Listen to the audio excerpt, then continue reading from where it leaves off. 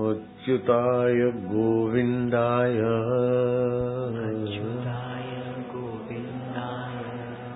अनंताय नाम भेषजाम्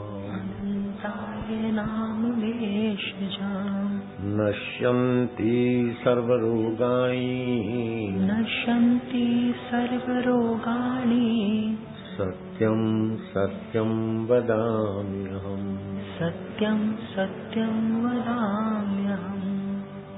अच्युताय गोविंदाय अनंताय नाम भेषजाम् नश्यन्ति सर्वरोगाणि सत्यं सत्यं वदाम्यहम् नित्य उत्सव भवेत्तेषाम् नित्यश्री नित्यमङ्गलम् येषाम् हृदयस्थ भगवान् मङ्गलाय तनो हरि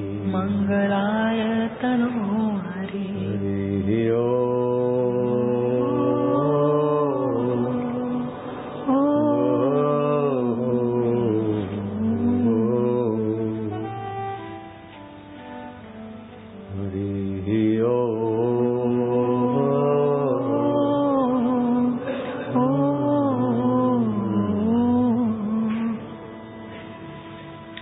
अच्युताय गोविंदाय अनंताय नाम भेषजाम्।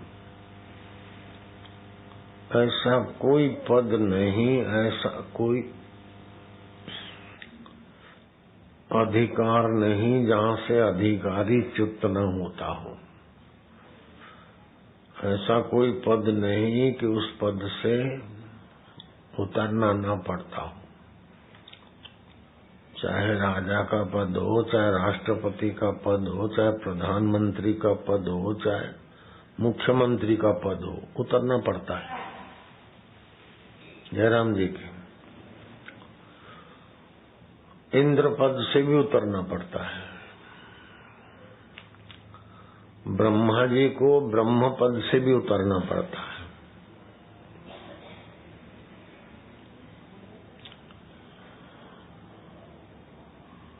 अपने पद से च्युत होना पड़ता है। आप जहाँ जहाँ भी हो उस पद से भी आपको हटना पड़ेगा। ये सच्चाई को समझ लो, स्वीकार कर लो। लेकिन एक ऐसा तत्व है जो अपने पद से च्युत नहीं होता, वह आत्म तत्व है। अपने अंतःकरण में है तो हम आत्म तत्व बोलते हैं, और सर्वव्यापक है तो परमात्मा है। वह परमात्मा अच्युत है तो आपका आत्मा भी अच्युत है। वह परमात्मा गोविंद है। गो माना इंद्रियां, इंद्रियों के द्वारा विचरण करने की सत्ता उसी की। आंख देखती है, जीभ चखती है, नाक सूंघता है, त्वचा स्पर्श करती है, ये सब अच्युत गोविंद की सत्ता है। अच्युताय गोविंदाय अनंताय नाम भेषजाम्। अनंत नाम है उस परमात्मा के। हजार हजार नाम तो हिंदू ऋषियों ने खोजे, ईसाई और इस्लाम ने 99 नाम और 101 नाम खोजे, किसी ने 27 नाम खोजे, चीनियों ने अपना ढंग का खोजा, लेकिन उस परमेश्वर के अनंत नाम अच्युताय गोविंदाय अनंताय नाम भेषजाम् नश्यन्ति सर्वरोगाणि। उस भगवान का आश्रय, भगवान का ज्ञान, भगवान में विश्रांति सभी प्रकार के रोगों को नष्ट कर देती है। शरीर के रोग तो होते हैं, मन में और भी खतरनाक रोग होते हैं, और उसी मन के रोगों से जीव बेचारा कभी स्त्री बन जाता है, कभी पुरुष बन जाता है, कभी पशु बन जाता है, कभी पक्षी बन जाता है, कभी कीड़ा और मच्छर बन जाता है, गुल्लर के फल में जंतु की नाई बन जाता है, तो कभी राजा बन जाता है।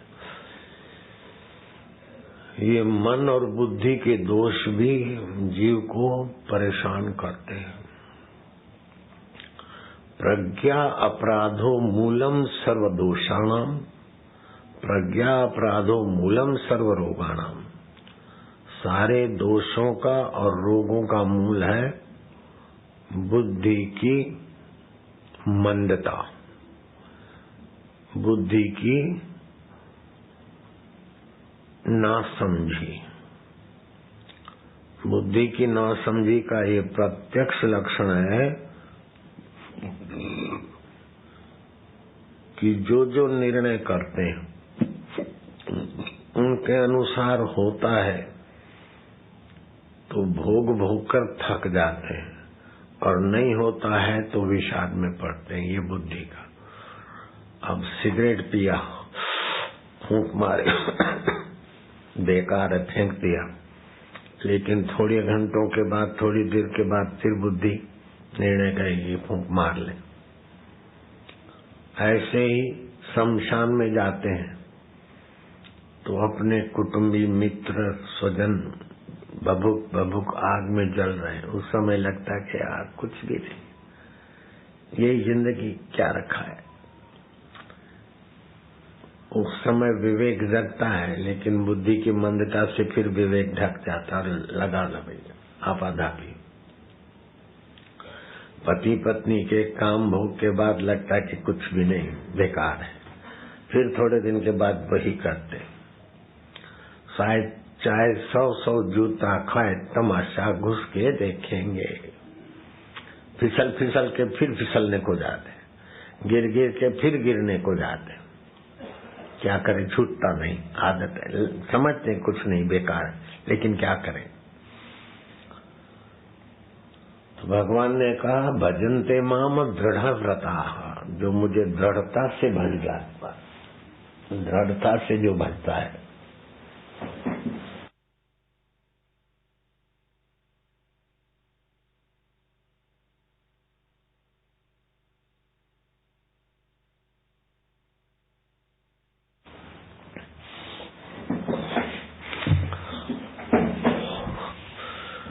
तो जो दृढ़ता से भजता है उसकी बुद्धि में तो थोड़ी विश्रांति मिलती है, तो भगवत बल जगता है। लेकिन जो दृढ़ता से नहीं भजता है तो एक पैर इधर, एक पैर इधर, एक पैर इधर, एक पैर इधर। सामान्य आदमी से तो चलो ठीक है, सत्संगी है, धार्मिक है, लेकिन पूर्ण तृप्ति, पूर्ण तसल्ली, पूर्ण मनुष्य जीवन का फल उन अधकचरों को भी नहीं मिलता जो मंद बुद्धि के हैं। कोई भी आए उनकी बुद्धि पलट दे, घुमा दे।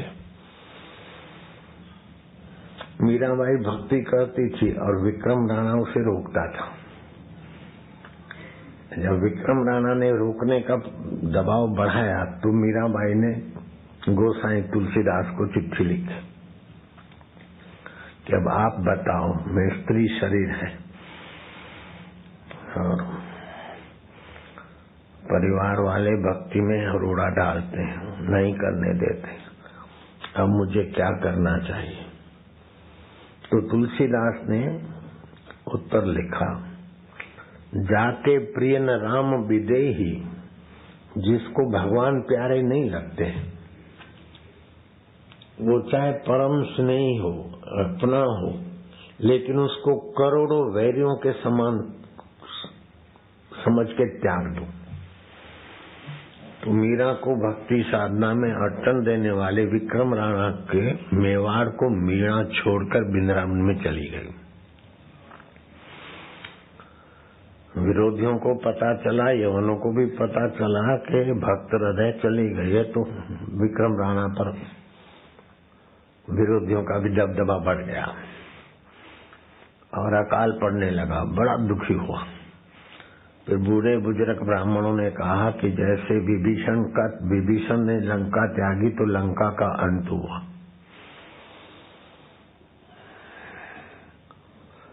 रावण ने विभीषण को सताया तो रावण का विनाश हुआ, हिरण्याकश्यपु ने प्रहलाद को सताया तो हिरण्याकश्यपु का नाश हुआ। ऐसे जो भी व्यक्ति भगवान के भक्त को सताते हैं उनके ऊपर कुदरत का प्रकोप होता है, और जो भगवान के भक्ति के तरफ जाने वाले की सेवा करते हैं उनको कुदरत की तरफ से खूब कुछ मिलता है। ये तो हजारों लाखों साधकों का अनुभव है। जो सत्संग में आए, संत के तरफ सेवा का भाव आया, अभी अच्छा है, ठीक है, बढ़िया है, ये होता ही है।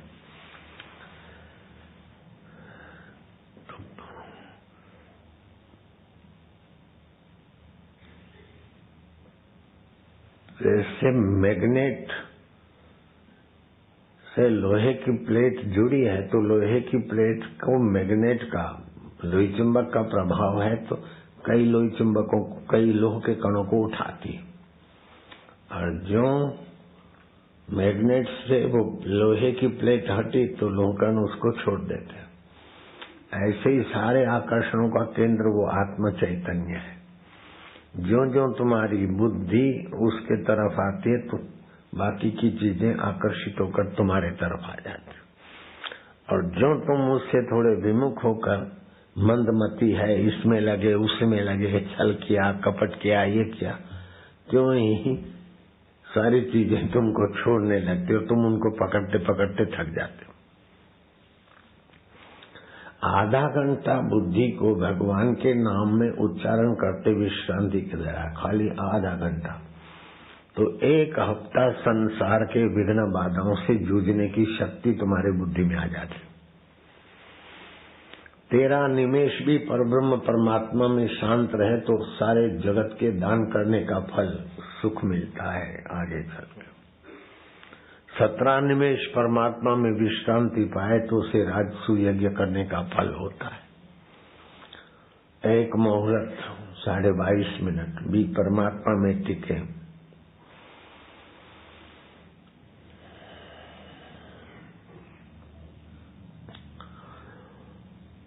और 13 निमेष 100 निमेष विश्रांति पाए। निमेष माना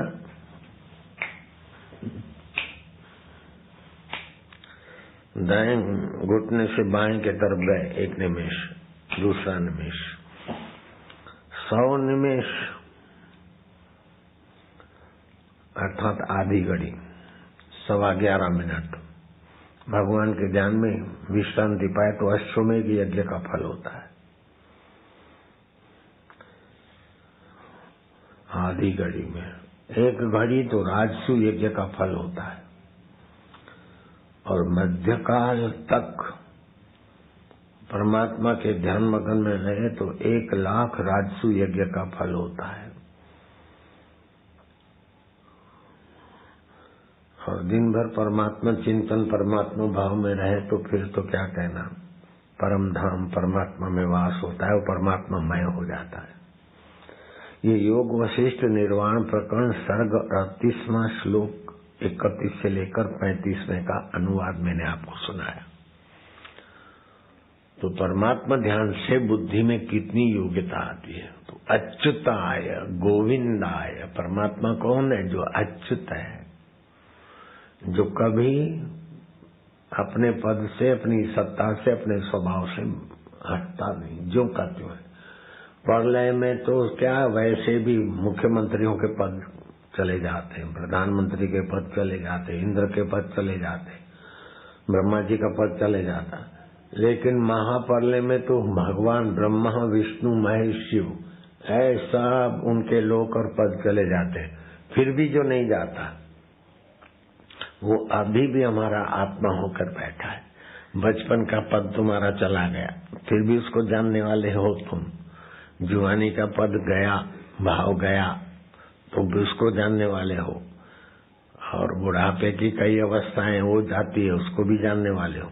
ऐसी मृत्यु की अवस्था आएगी और शरीर छूट जाएगा, फिर भी मृत्यु को तुम देखने वाले रहते हो। तो परमात्मा पद और आत्मा पद एक ही चीज है। इतना बड़े परमात्मा के लिए आप डरना नहीं कि परमात्मा पद कोई बहुत बड़ा है, हम नहीं पा सकते। वो व्यापक है तो परमात्मा है, और यहाँ मानते हो तो आत्मा है। और यहाँ के होते हुए भी जैसे घड़े के अंदर घड़ा का आकाश है, फिर भी महाकाश से मिला है, ऐसे ही आत्मा परमात्मा से मिला हुआ है। तो खाली अपने अंतःकरण को मैं मेरा मानते हैं तो इतने में आ जाते हो। वास्तव में तुम इतने व्यक्ति नहीं हो, इतने व्यष्टि नहीं हो। तुम्हारा श्वास समष्टि के श्वास से जुड़ा है, तुम्हारा जलीय अंश समष्टि के जलीय अंश से जुड़ा है, तुम्हारा वायु अंश समष्टि के वायु से जुड़ा है, तुम्हारा अग्नि अंश समष्टि के अग्नि से जुड़ा है। तुम इतने दिखते हो लेकिन इतने नहीं हो, व्यापक से एकाकार हो। तरंग इतना दिखता है लेकिन समुद्र से जुड़ा है। आकाश इतना दिखता है लेकिन महाकाश से जुड़ा है। ऐसे अंतःकरण में चैतन्य इतना दिखता है लेकिन व्यापक ब्रह्मांडों में जो भगवान कृष्ण का चैतन्य है, राम का है, शिव का है, उससे तुम्हारा चैतन्य जुड़ा हुआ है। उसको भगवान भी अलग नहीं कर सकते। लेकिन बुद्धि की मंदता है ना, उधर जाती नहीं बुद्धि, मन तो मजूरी कर करके थक जाते सुखी होने के लिए। सुख टिकता नहीं और दुख मिटता नहीं। और जिनको सत्संग मिल जाता और लग जाते हैं, ध्यान आदि से बुद्धि सूक्ष्म बनाते। देखो हथौड़ी भी लोहा है और कुंजी भी लोहे की होती है और सुई भी लोहे की होती है। हथौड़ी ताला तोड़ सकती है, ताला खोलेगी तो कुंजी खोलेगी, लेकिन कुंजी ताला खोल सकती है, कपड़ा नहीं सी सकती। कपड़ा जोड़ने का काम सुई करेगी, है तो सब लोहा। ऐसी मोटी बुद्धि फिर तो संसारी बुद्धि, साधन भजन वाली बुद्धि, फिर साधक की बुद्धि। साधक की बुद्धि साधना करके इतनी सूक्ष्म हो जाती है कि उसमें विवेक जग जाता है, जगमगाता रहता है विवेक। ये मिल गया फिर क्या, ये खा लिया फिर क्या, ऐसे बन गए आखिर क्या। तो हम जब 18-20 साल के थे ना, तो होता था कि क्या ऐसे बने तो फिर क्या। तो एक बार तो मैं शेर बाजार में जो उछल उछल के आवाज मार रहे थे सटोरिया, उनको देखने गया। मैं क्या समझो ये ऐसे बन गए शेयर मार्केट के, तो ये उछल उछल। फिर एक तेल के व्यापारी थे बड़े, धरती ब्रांड उनका चलता था। अब तो मर गया होगा, हम 18-20 साल के थे तब वो बड़ा सेठ था। तो उसको जाके दूसरे उसको बैठे देखा उसकी पेड़ी पर। क्या समझो ऐसे भी अपन बन गए फिर क्या। फिर क्या, कुछ भी होता तो आखिर क्या, ये सवाल उठता था। ऐसा विवेक जगह 10-12 साल के थे, 10-11 साल के, तो पिताजी मर गए तो उनको कंधा देखे गए, तो उनको जलते हुए देखा कि देखो आखिर ये। फिर उसी शमशान के पास में बच्चों का शमशान था, उसमें चले जाते थे, चुपचाप बैठते थे, बच्चों को गाड़ते थे। समझो हम अभी मर गए 8-10 साल के, तो इधर गाड़ेंगे और बड़े हो जाएंगे तो पिताजी को जलाए उधर जलाएंगे, फिर क्या। तो ऐसा विवेक जगता था कि कहीं फिर रुचि नहीं होती थी। नहीं तो पढ़ने में तो पहले थोड़ा सा ही पहले नंबर में ही पास होते थे और थोड़ा सा ही लिखना पड़ता, ज्यादा मेहनत भी नहीं करनी पड़ती। इन मीन तीन में पहले नंबर में ही पास होते थे और कोई भी सवाल पूछे तो जवाब भी पैसे ही देते थे, दबंग। लेकिन आखिर ये सब पाकर क्या, तो एक बार गुरुजी ने भेज दिया हमको रामायण वेदांत सम्मेलन, संत सम्मेलन। श्री शंकराचार्य ये वो सब आए थे कानपुर में, आर्यनगर। आज से 38 साल पहले। तो बोले आपका डिग्री अब डिग्री क्या क्या बोलूं, मैं 3 पढ़ा हूं। तो वो तो ऐसा बोले नहीं भाई, तीसरी पढ़े हुए आशाराम महाराज आपको सुनाएंगे। लीलाशाह जी के कृपा पात्र उनके शिष्य स्वामी जी लीलाशाह जी नहीं पधारे तो उनके शिष्य आए, आशाराम जी आपको सुनाएंगे बस। तो मेरे को हुआ कि ये क्या सब वेदांताचार्य, दर्शनाचार्य, फलानाचार्य। तो मैं चला गया वेदांत का परीक्षा देने को। मैं क्या ये डिग्री ले ले। उसमें प्रस्थान त्रय होता है, गीता, उपनिषद और ब्रह्म सूत्र पे व्याख्या होती है, सूक्ष्म होती है। शंकराचार्य जी की, व्यास जी की, वल्लभाचार्य आदि आदि गीताएं जो भी सुप्रसिद्ध विद्वान है उनकी। तो मैंने तो शुरू किया। जब गीता के 6ठे अध्याय पर आया तो उसमें तो आचार्य की परीक्षा इक्वल एमए की परीक्षा होती है। तो मेरे लिए दाएं हाथ का खेल था एमए की डिग्री मिलना, आचार्य में पास हो जाता। ऋषिकेश में शिवाजी डिवाइन लाइफ के नीचे दर्शन महाविद्यालय था, अभी भी है लेकिन पहले अच्छे आचार्य थे। कुछ दिन तो हम रहे, पढ़े। जब वो व्याख्या करे तो फिर हम लोगों से पूछे तो जो हम 2-3 विद्यार्थी 5 थे आचार्य के विद्यार्थी, तो वो लोग व्याख्या करे उससे मेरी व्याख्या तेज होती थी। तो आचार्य ने कहा तुम पहले आचार्य कहीं किए हुए हो क्या? मैं क्या किया हुआ नहीं, उसको मैंने नहीं बताया था, तीसरी पढ़ा हूं। मैं क्या आचार्य पहले नहीं किया है अभी। उन्होंने आपने तो अच्छी व्याख्या। तो पास में फिर गंगा जी थी, अभी भी वहीं से गंगा बन। उधर एक साधु आके चुपचाप बैठा रहता था, पहले एमबीबीएस किया था फिर साधु बन गया और उसकी स्थिति अच्छी थी। तो मैं भी गंगा किनारे बैठता, वो भी बैठते, तो एक दूसरे से बात हुई तो थोड़ी मित्रता हो गई। तो ऐसे करते करते तो आप इधर कहाँ ठहरे? मैं क्या दर्शन विद्यालय महाविद्यालय में। क्यों? मैं क्या मुझे आचार्य की डिग्री लेनी है, इसीलिए जरा थोड़ा करते हैं। अच्छा, अभी इतना पाने के बाद शब्द कुछ दूसरे थे, अभी आपको डिग्री लेना बाकी है।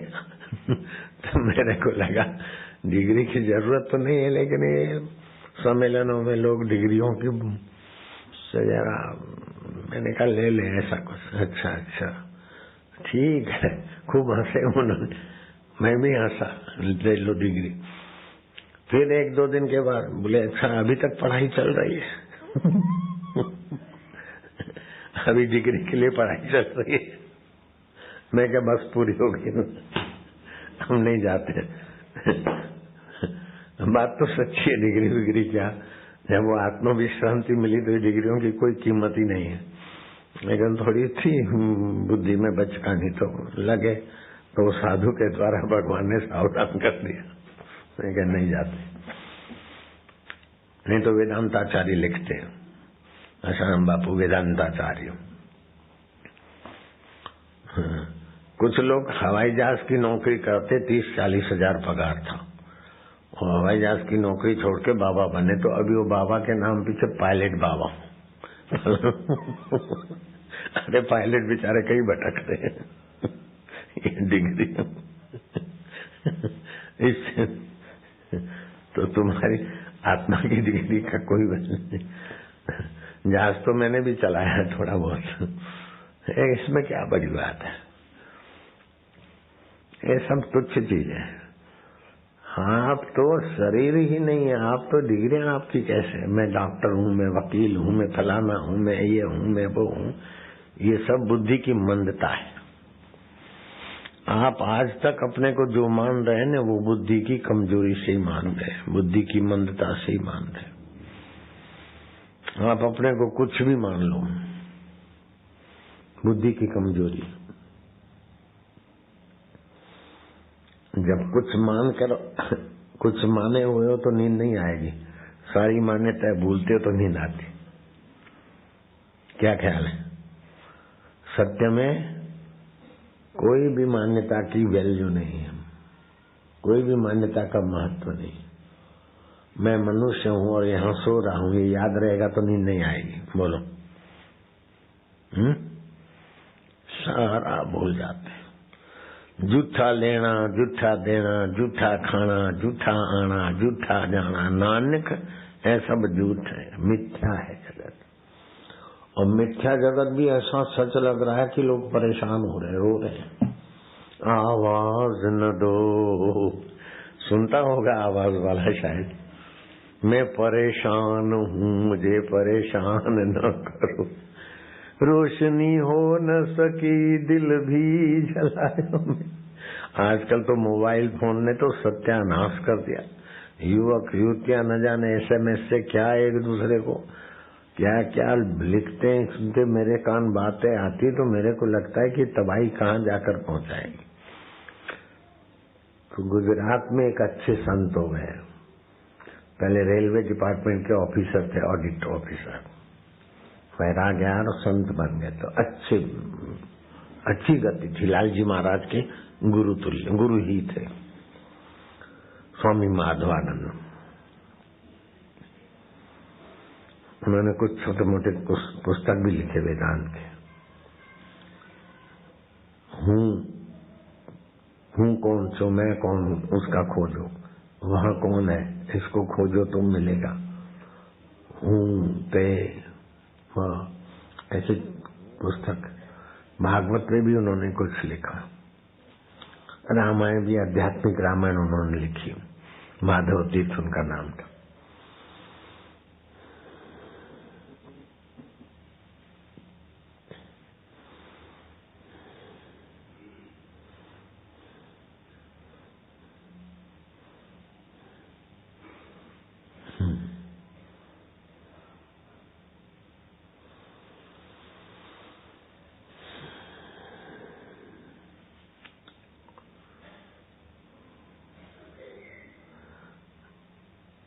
तो उन्होंने उन पुस्तक में लिखा, हूँ कौन छू ये पूछ, अपने को खोजो, मैं कौन हूँ। रमन महर्षि ने भी उसी पर ध्यान दिया, आप अपने को खोजो, मैं कौन हूँ। तो आप अपनी असलियत मैं को खोजोगे न, वहां निसंकल्पता आ जाएगी, वही ईश्वर आत्मा है। वशिष्ठ जी ने बताया, एक श्वास अंदर गया और वो बाहर आया, उसके बीच की अवस्था चैतन्य ब्रह्म की है, वो अच्युत है। इतना सरल भी है, लेकिन बुद्धि की मंदता है तो फिर पकड़ में नहीं आता हूं और ऐसे भटके जा रहे हैं।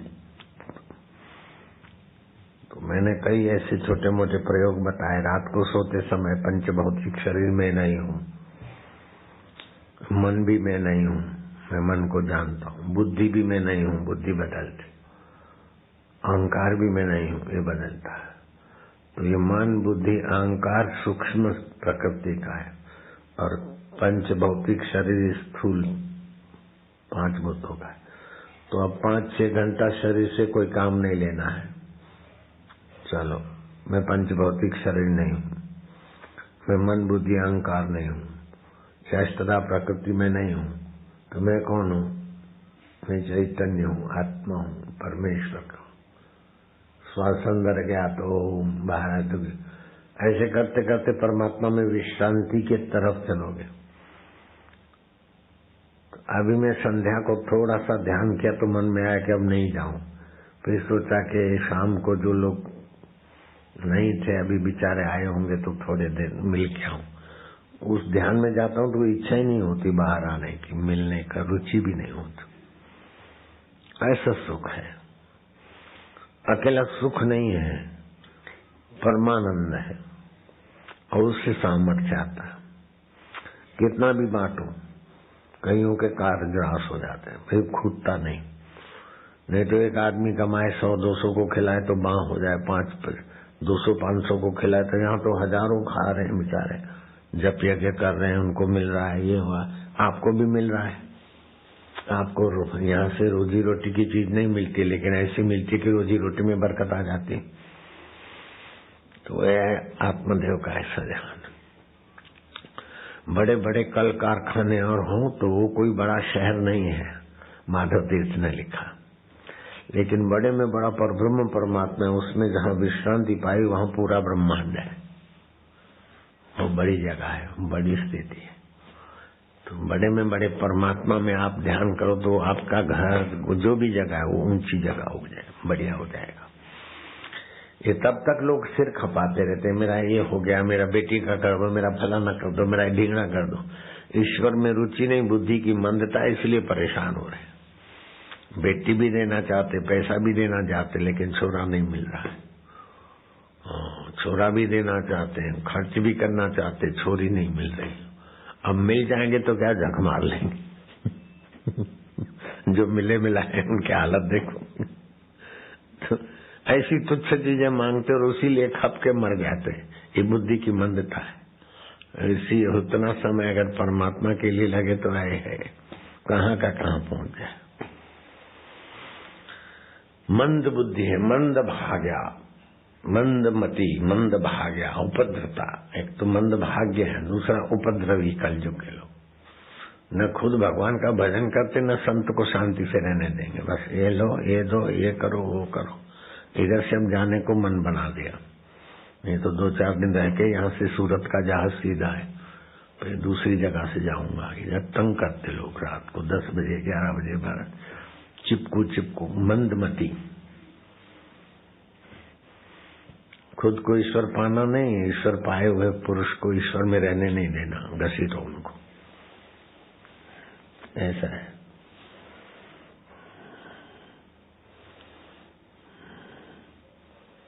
अब इतना बोला, थोड़ी देर तो चुप रहोगे, फिर इधर चालू हो गए तो शुरू हो जाएंगे वही। कितनी बार मना ही हुक्म आया, नहीं करना है, नहीं लेना देना, जाओ बाबा। ईश्वर में रहकर बहुत ऊंचे काम हो जाते हैं। ये सब लेना देना है, ये सब दुकानदारी, बहुत तुच्छ प्लेटफॉर्म बनाना पड़ता है। अकेले में बैठे बैठे कुछ का कुछ उथल पाथल हो जाते हो। जब लोगों से मिलते तो उतने में ही चेतना फैलती है। एकांत में बैठे तो ब्रह्मलोक तक के आध्यात्मिक साधकों को मदद हो सकती। ब्रह्मज्ञानी की मत कौन बखाने, नानक ब्रह्मज्ञानी की गत ब्रह्मज्ञानी जाने। ऐसे एक संत थे रंगअवधूत महाराज। लालजी महाराज मेरे मित्र संत थे। उन्होंने बताया, रंगअवधूत महाराज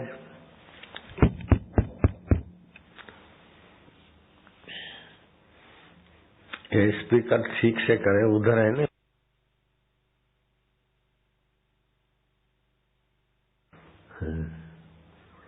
जैसे कुत्ता हड्डी चबा चबा के मजा ले रहा है। गबरोला ओ गोबर का गोला बना के उसी से मजा ले रहा है। कृमि का विष्टा का कृमि विष्टा कोई सार समझ रहा है। ऐसी मंदमती हो गई मनुष्यों की। कहाँ तो सच्चिदानंद स्वरूप, जहाँ इंद्र भी बौने हो जाते, वो अपना आत्मदेव है, उधर को ध्यान नहीं है और ऐसे मरे जा रहे। MBBS कर लूं, MD कर लूं, ये कर लूं, वो कर लूं, फलाना कर लूं। अरे फिर क्या? कतः किम, आखिर क्या? ये हो जाए, वो हो जाए, वो हो जाए। मंदमती के लोग बाहर का हो जाए, बस उसी में मारे जा रहे। अरे कितना भी कुछ हो के मिटेगा। जो अमिट है उसको पहचानने के लिए कुछ बुद्धि को जो जरा तो चलाओ। बुद्धू मूर्ख, कई पढ़े लिखे, कई कुछ डिग्रियां वाले ऐसी बाहर के जगत में तो उनको होशियार माना जाता है, लेकिन तत्व ज्ञान की नजर से घाट वाले बाबा बोलते मूड है लोग। मूडों को क्या पता। श्री कृष्ण ने भी ऐसे लोगों को मूड कहा, जिसको आत्मा का पता नहीं वो सब मूड है। बाहर से भले विद्वान दिखे, बुद्धिमान दिखे। विमूढ़ानानु पश्यन्ति, पश्यन्ति ज्ञान चक्षुषा। वी लगा दिया। विमूढ़ानानु पश्यन्ति, विमुड लोग मुझे अंतरात्मा को नहीं जान सकते। पश्यन्ति ज्ञान चक्षुषा, उपसर्ग है ना, विमुड नहीं कहा, मूड नहीं कहा, विमुड कर दिया। चेयर नहीं कहा, धी चेयर, विशेष नहीं। विमुड्डानानु पश्यन्ति, पश्यन्ति ज्ञान चक्षुषा। तो ज्ञान की आंख जगे, तो ज्ञान की आंख कैसे जगेगी? तो ज्ञान 3 प्रकार का होता है। एक इंद्रियगत ज्ञान, आंखों से जो दिखता है, कान से सुनाई पड़ता है, उसको ऐन्द्रिक ज्ञान बोलते हैं। दूसरा मन बुद्धि जगत, मन बुद्धि के अंतर्गत ज्ञान, ये प्रकृति के राज्य में आता है। ऐन्द्रिक ज्ञान, मन बुद्धि जहां पहुंचती वो सब ज्ञान प्रकृति के राज्य में आता है, नश्वर में है। तीसरा होता है तत्व ज्ञान, वो शाश्वत है। जैसे बचपन की कई यादें अभी भी हैं, लेकिन बचपन में जो पढ़े थे, सर्टिफिकेट थे, तो वो सबका सब याद नहीं है। मन बुद्धि में जो आया वो बहुत सारा भूल गए, लेकिन स्व में जो आया वो टिक गया।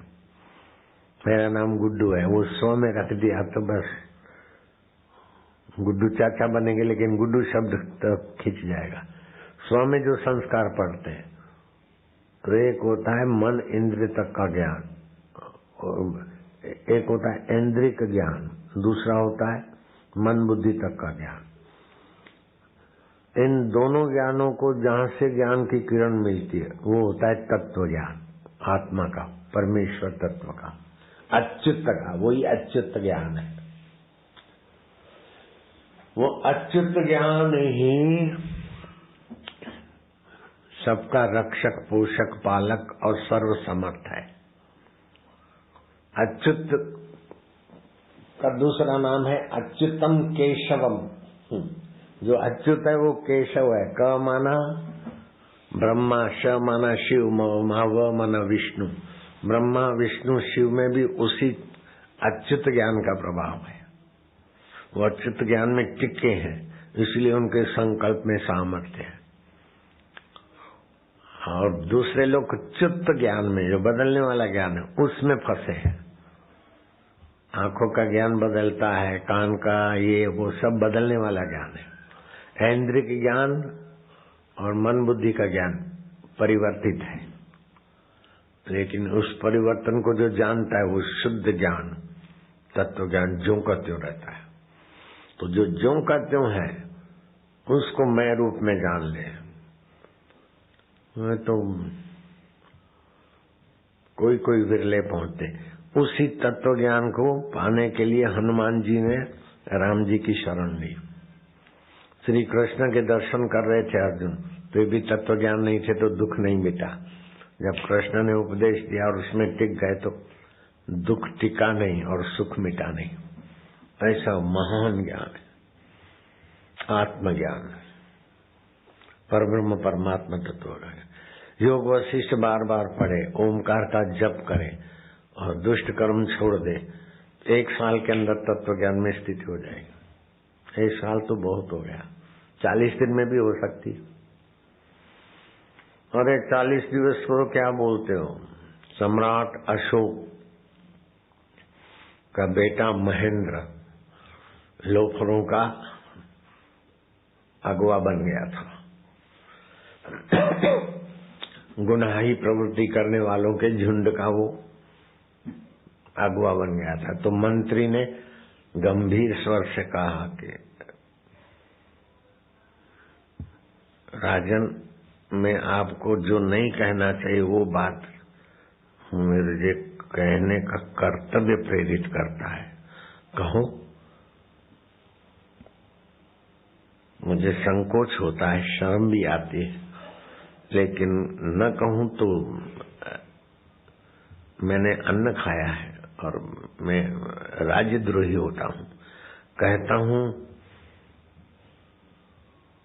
तो भी नाराजी का पात्र बन सकता हूं, और नहीं कहता हूं तो ईश्वर की नाराजगी, कर्तव्य की विमुखता। तुम भूमिका मत बनाओ, जल्दी कह दो। तो आपका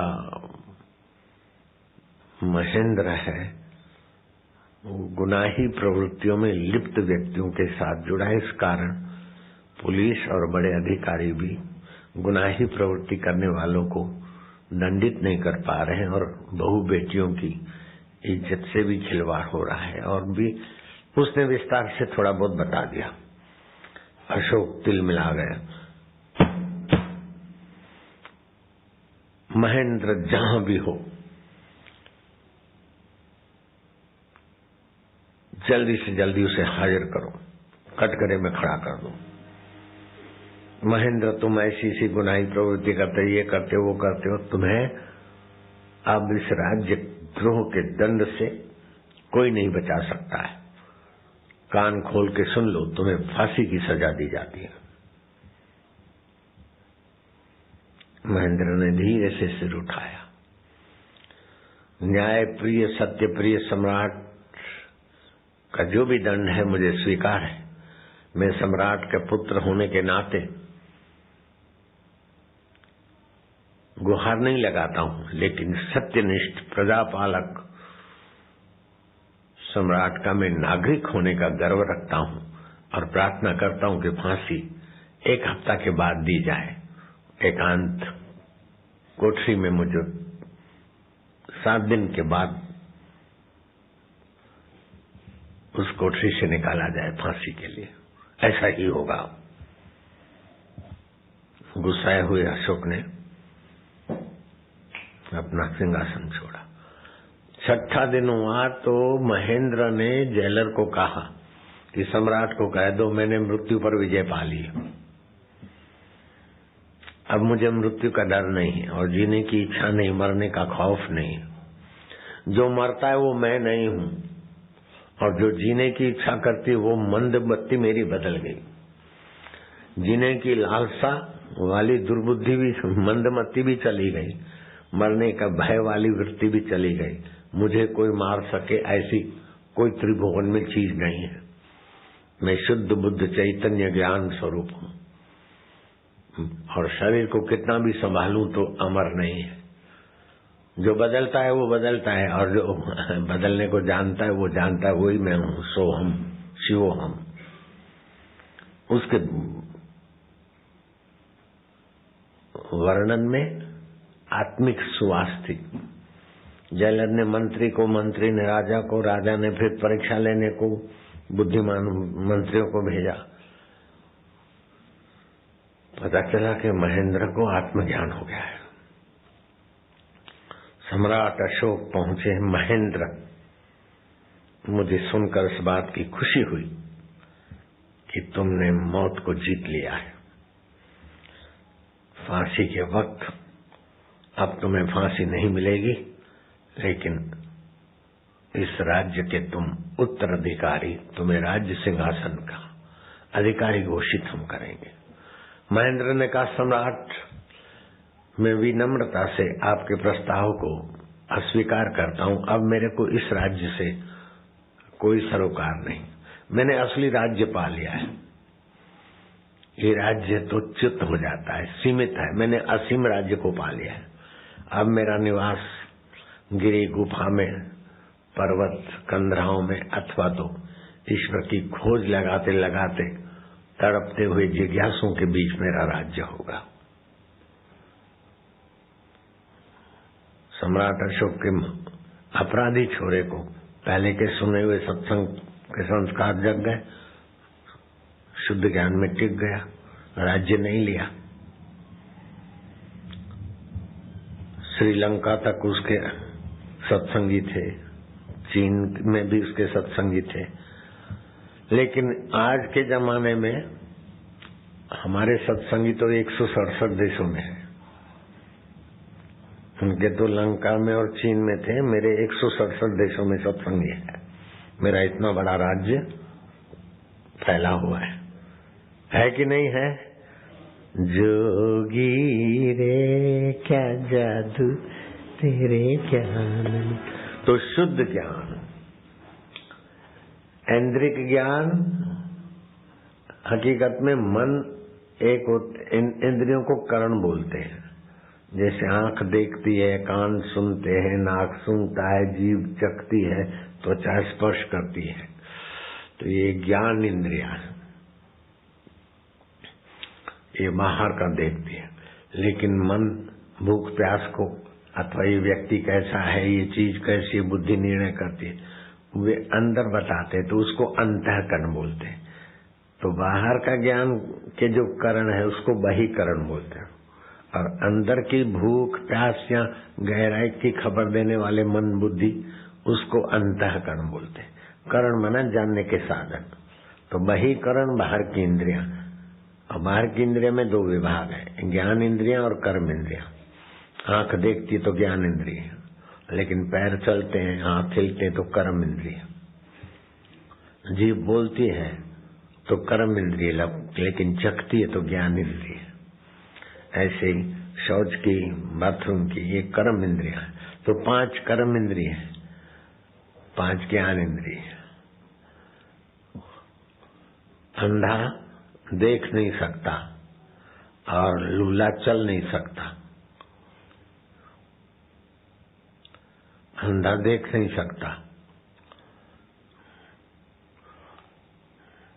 लूला चल नहीं सकता, ये अपना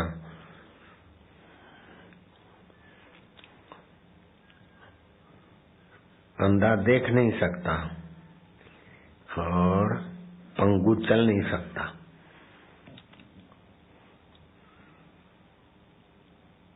तो अकेली कर्म इंद्री भी सफल नहीं होती, और अकेली ज्ञान इंद्री भी सफल नहीं होती। जैसे अंधा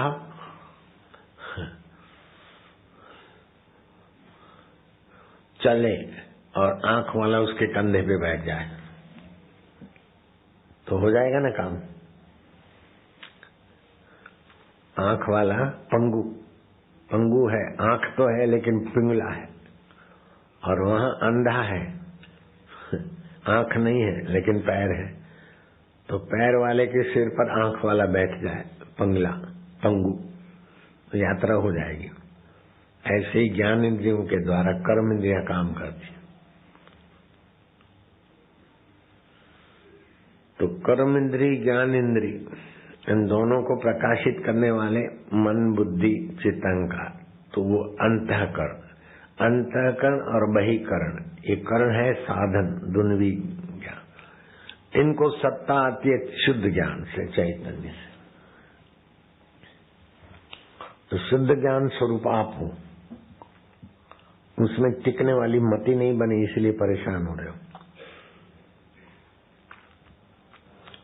उसकी भूख जग जाए तो पहले के जमाने में गुरुकुलों में ऐहिक विद्या के साथ उस आत्म, जैसा मैं सुना रहा हूं, तो उस आत्म विद्या को भी परोसते तो अच्छे गुणी पैदा होते। जैसे राम जी साक्षात्कारी हो गए, भरत शत्रुघ्न को भी अच्छी सूझबूझ। अभी ये तत्व ज्ञान, दर्शन शास्त्र विद्वान लोग थोड़ा बहुत पढ़ाते होंगे, लेकिन अनुभवी महापुरुष स्कूल कॉलेजों में अब नहीं मिल पाते। बस पैसे लेके पढ़ाओ और उन पैसों से गुजारा करो और मर जाओ। ऐसे मास्टर, प्रोफेसर, आचार्य, प्रधानाचार्य, ऐसे कोई विरला कहीं होगा तो उसके चरणों में तो नमस्कार है।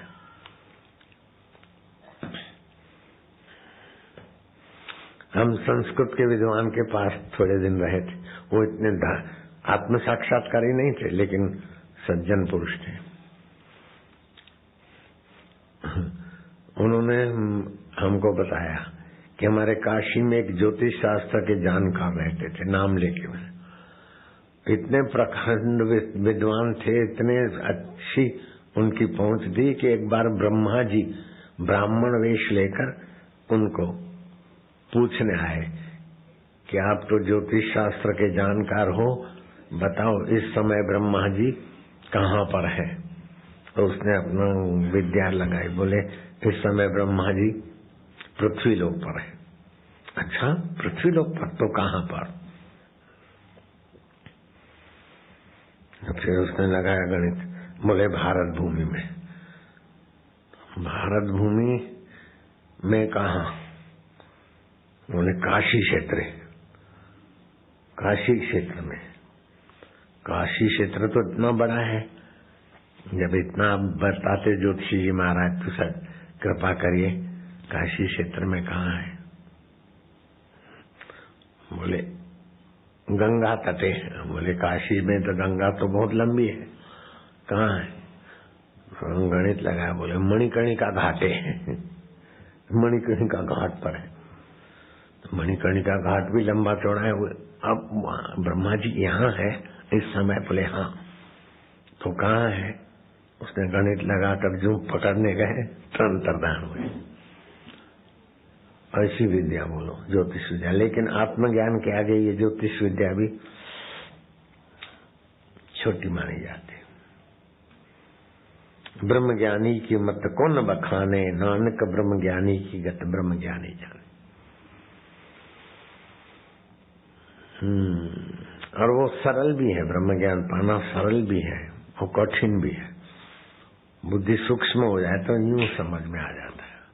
घोड़े के रकाब में पैर डालते डालते जनक को साक्षात्कार हो गया। अश्वपति को राजा गला डूब व्यवहार में था, ऐसे ही शिवाजी महाराज भी शत्रुओं के बीच जी रहे थे। फिर आत्मज्ञान की तड़प थी, समर्थ रामदास की कृपा बचा ली उसने, हो गया साक्षात्कार। परीक्षित को 7 दिन में हो गया, किसी को 40 दिन में हो जाएगा। उसके बिना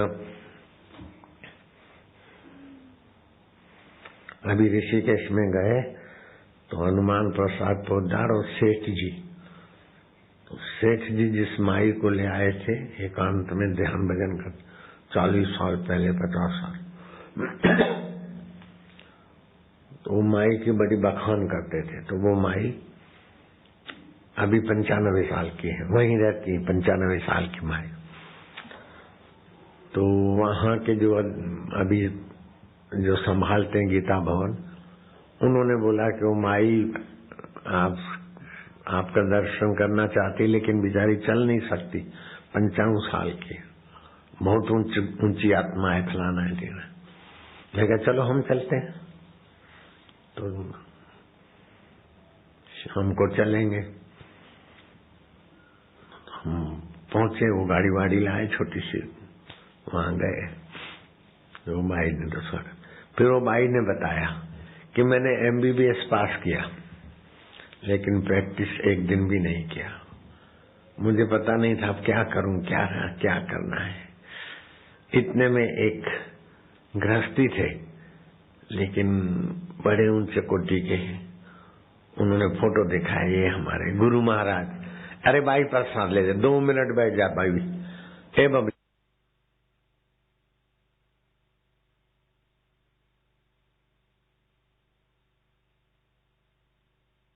कि मेरे को उस संत ने कहा कि मैं तुम्हें कुछ देना चाहता हूं,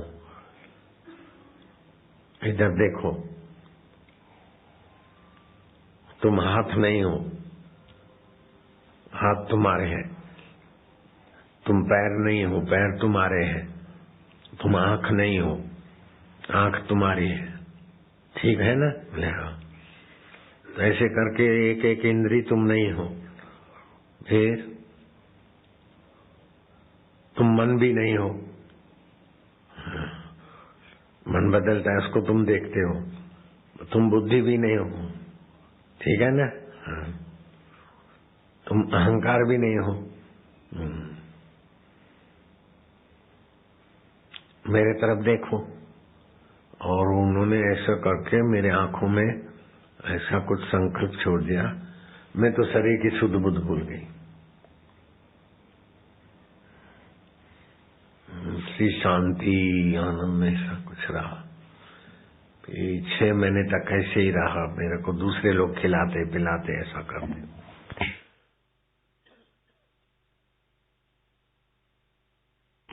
फिर धीरे धीरे अभी शरीर में आई, ऐसे चलता है। ठीक, मैं क्या अब क्या सुनमुन हो गए, लेकिन ब्रह्माकार वृत्ति उत्पन्न हुई, आवरण भंग हुआ कि नहीं हुआ? बोले वो तो है कुछ नहीं।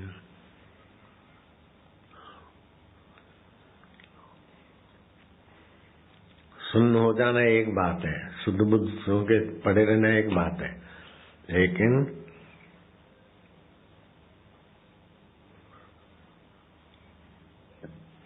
हमारे और ईश्वर के, हमारे और ब्रह्म के बीच की ना समझी, उसको बोलते अविद्या, आवरण। वो आवरण भंग होता है तब आदमी शरीर में होते हुए भी अनंत ब्रह्मांडों में व्याप जाता है। बोले वो स्थिति तो नहीं आई।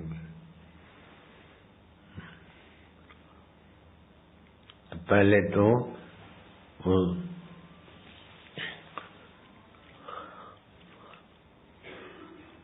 उनको लगता था मेरी बहुत ऊंची स्थिति है। जब मैंने ये बताया तब उनको लगा करे अभी तो बाकी तो है ही है। बाकी तो कुछ भी लगता था, लेकिन क्या बाकी हो। ऐसा एक योगी पहले मिला, जल्दी प्रसाद ले आओ, एकदम जल्दी। एक योगी थे, 72 घंटे तक ध्यान समाधि करते थे। मणिभाई दवे नाम था। मैं डीसा में रहता था उस समय एकांत। तो किसी ने बताया कोई संत है, तो आए दर्शन करने को। फिर मेरे गोद में सिर रख के रोने लगे, दया कर दो। तो वो समाधि में बैठते 72 घंटे, और एक बार उनको लकवा मार गया।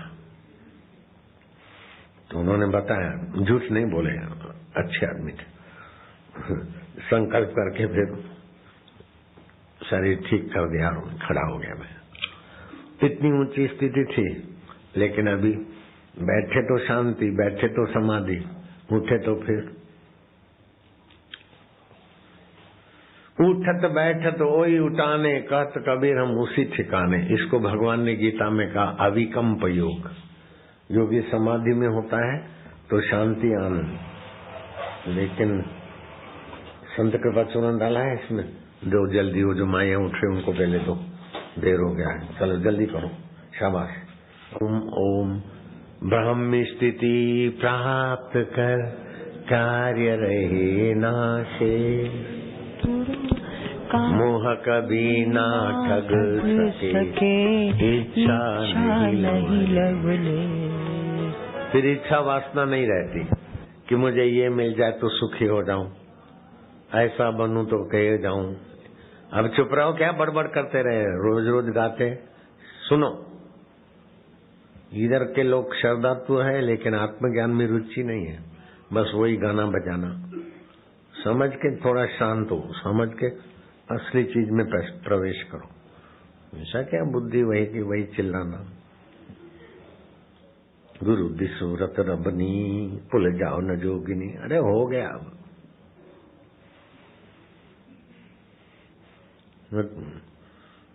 रब मेरा सतगुरु बन के आया, मैनू वेख लेने दे। वेख लेने तो वेख लिया, फिर क्या। अब वो जो देना चाहते वो ले लेने, वेख लेने दे, वेख लेने दे। रट रट के खोपड़ी खाली काहे को करते। ज्यादा बोलने से भी वाणी को, मन को परिश्रम पड़ता है। ज्यादा बड़बड़ नहीं करनी चाहिए, ज्यादा गाने बजाने गीत भी नहीं, थोड़ा सा क्या बस। ये मंदमती वाले लोग वही के वही रिपीट में खप जाते हैं, भावना में बस घूमते रहते हैं। आगे भी जाना चाहिए। जिनको प्रसाद मिले चुस्की लेके खाना, जरा जरा करके, और खा के फिर भाग जाना। हरिओम। अब फिर दुकानदारी चालू हो जाएगी। नहीं, रुको। ये जो सुना है उसको हजम करो। बस आप जो लाए मेरा समझ के ले जाओ, माफ करो, लेना देना बंद। हरि